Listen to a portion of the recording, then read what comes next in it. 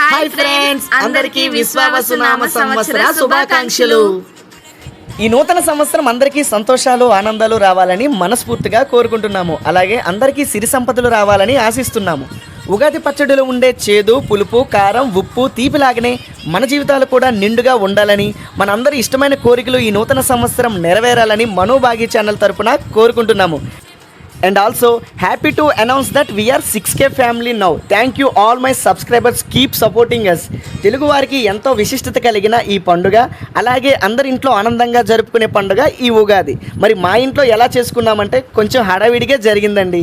అదే అండి, అందరం తయారు చేసుకునే ఉగాది పచ్చడి మొదటగా, దాని వెంటనే కరకరలాడే గారెలు, అక్కడితో ఆగిపోకుండా దాని వెంటనే మళ్ళీ తీపి తీపి బూరెలు.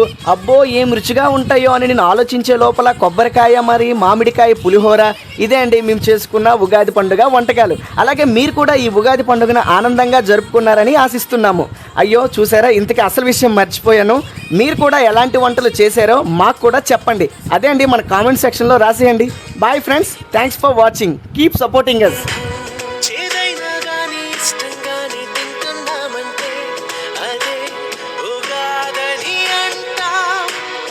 కష్టాలైనా వచ్చిపోయి చుట్టాలే అయితే సదా సుఖాలతో ఉంటాం.